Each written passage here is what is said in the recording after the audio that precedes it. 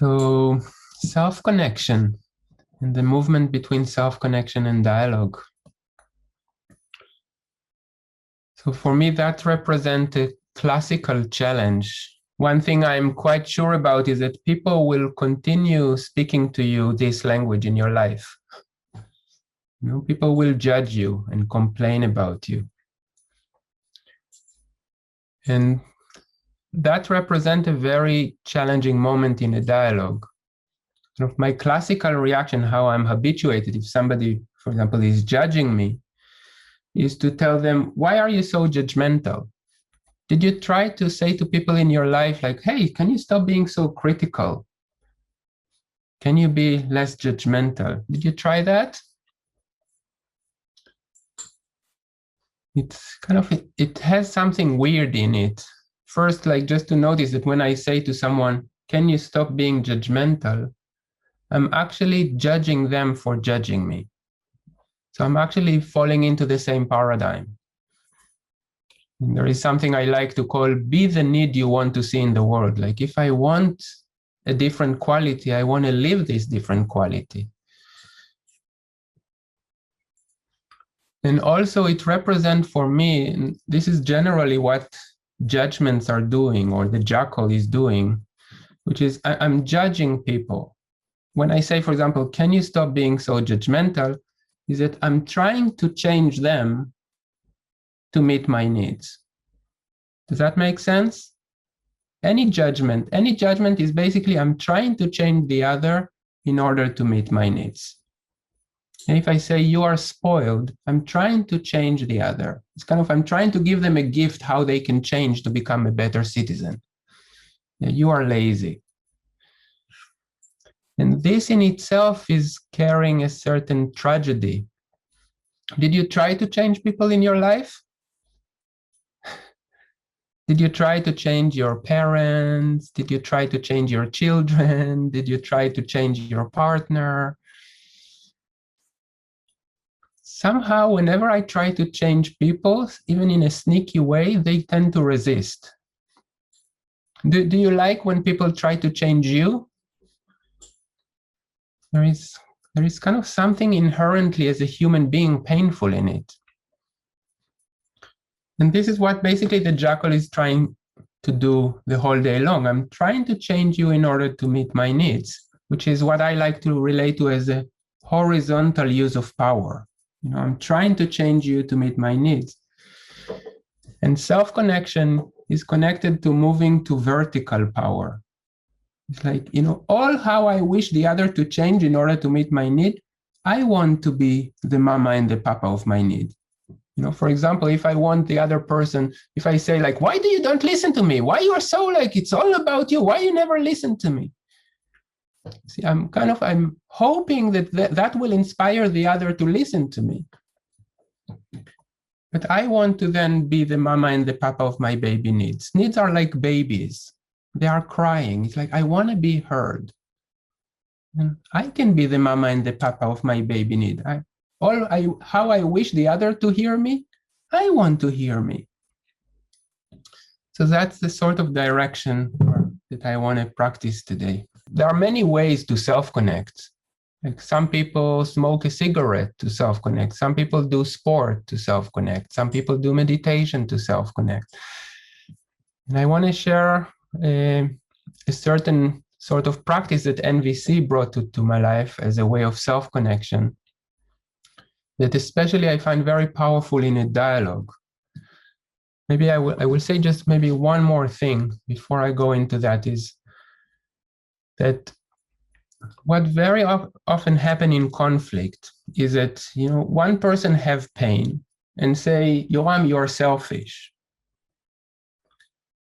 Now, when I hear the other person say I'm selfish, then pain comes in me.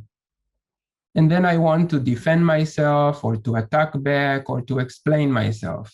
Does that sound familiar, that when you are in conflict with someone, immediately there is this pain coming and you want to defend, attack, or explain? But that represents a very, in a way, challenging moment in a dialogue, because if the person who judge you it means that they have pain. You know, their heart is bleeding now. Whenever somebody judges you, it means that there is a certain pain in them. But the way how they express it, then there is also pain in me. Then we have two human beings in pain at the same time. That's my definition of conflict. Two people in pain at the same time. And culturally, what happened is that then, you know, when I'm in pain, I want to express. I want to explain myself, to defend or to attack back. You know, one person is saying, Yoram, you're selfish. And then I say, I'm selfish, you're selfish. Look at yourself, how you speak to me, like you're so judgmental. I'm judgmental, no, like you're, you know, on Monday, you were like just doing whatever you wanted and you didn't care about anyone. And then we go into what I call ping pong, you know, you judge me, I judge you, you judge me, I judge you. Sort of game that I'm very skilled at. What's wrong with you? What's wrong with you? What's wrong with you? What's wrong with you? Or in other words, both of us are on expression at the same time. Both of us are full with a certain pain. Both of us want to evacuate it and be heard and understood. Does that make sense? Sounds familiar? It's a very challenging moment in a dialogue when both of us are in pain at the same time. Both of us want to be heard. Both of us needs empathy. But then comes the question, where empathy will come from. Because empathy or listening is a certain available space. It's a certain empty space. If I have pain, I'm full. I don't have space. Then I cannot listen. So both of us are like full buckets. Can you imagine? I think I shared this image last week. You know, that we are like two full buckets. Both of us wants to, you know, empty our bucket into the other, but then we are emptying each other's bucket to each other, and then there is a big mess on the floor. That's a conflict.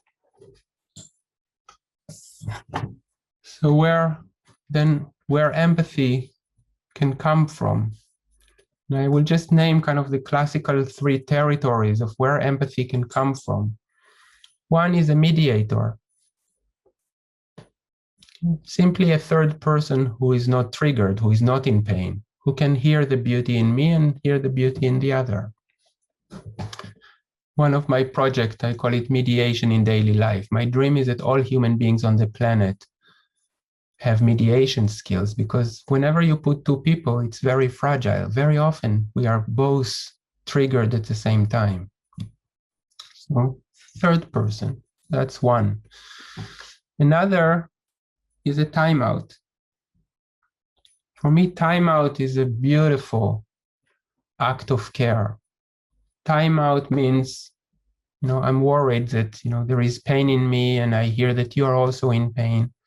And if I will express myself now, probably it will create more pain in both of us. So better that both of us will nourish ourselves a little bit in a separate room. And then we can come back to continue together. So timeout. Timeout is really a sign of care for the relationship. Timeout means I'm worried and I care for the connection. I prefer to get some space and some connection and clarity so I can come back to you with more clarity. And then in the timeout, what I like to do is a process of self-connection to get some more inner clarity. And the third territory, which for me it took some time to become skilled at it, is that even in the heat of the moment, when somebody is judging me, that I can do this self-connection process in my head. But of course, sometimes I'm not able to do that. So then I prefer to take a timeout. But what I want to practice is very concretely, what is it that I'm doing, both if I take a timeout or inside of me when people are saying things that are painful to me? What is it that I'm doing inside of me to, you know, to hear my own baby needs, so then I can be available to hear their baby needs? And so the first thing, when somebody says something painful, when somebody says, Yoram, you're selfish, there is pain in me. The first thing when pain comes in me is that I want to breathe. For me, breathing is like creating space to just feel my own pain, like to own my pain, because my head is immediately wanting to attack the other, to show them how wrong they are. So I want to breathe. Breathing is a little bit like moving from the automatic pilot into the territory of choice. I just want to breathe to welcome my own pain in my own body. Sometimes just in a language of sensation, there is just pain in me. And then instead of reacting, I'm just breathing to welcome the unpleasant sensations in my body. Then, when I'm ready, I start to celebrate my jackals. When there is pain in me, very often, I'm a jackal-educated human being. So it first comes with judgments about the other person or judgments about myself. And I want to meet myself as I am. Marshall, he used to call it, enjoy the jackal show in your head. Like, just enjoy how my whole brain is thinking, he is such an idiot, he's so terribly stupid. Whatever thoughts are coming, just to allow myself to think these thoughts. Enjoy the jackal show in my head. Through the jackals, I'm connecting with feelings and needs.